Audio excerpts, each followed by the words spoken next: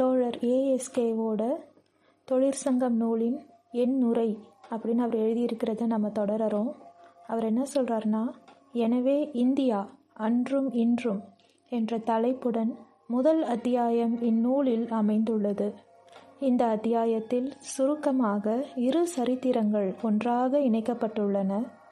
அந்நியர் வெள்ளையர் ஆட்சியின் கீழ் இந்திய மக்கள் எவ்வாறு இருந்தார்கள் என்பதும், நாடு சுதந்திரம் பெற்ற பின் எவ்வாறு திகழ்கிறார்கள், எப்படி மாநிலங்கள் இந்திய துணை கண்டத்தில் உள்ளன, அவைகளின் நிலப்பரப்பு, ஜனத்தொகை, மாநில சட்ட சபைகள், அரசியல் சட்டம் முதலியவற்றை பார்க்கலாம். அடுத்த அதிகாரத்தில் 5 ஆண்டு திட்டங்களும் பொதுத்துறையும் என்ற தலைப்பில் பல முக்கிய விஷயங்கள் சுருக்கமாக தரப்பட்டுள்ளன.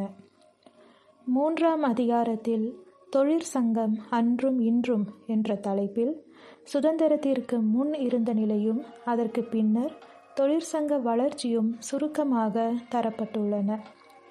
4ஆம் அதிகாரத்தில் அமைச்சர் அவர்கள் சுட்டி காண்பித்த குறைபாட்டை நீக்க முயற்சி செய்துள்ளேன். இதில் சுருக்கமாக தமிழகத்தில் தொழிற்சங்கம் என்ற தலைப்பில் பல விஷயங்கள் எடுத்து கூறப்பட்டுள்ளன. இந்த 4 அதிகாரங்களுக்கு பிறகு தொழிலாளர் கல்வி திட்டம் என்பது இடம்பெற்றுள்ளது.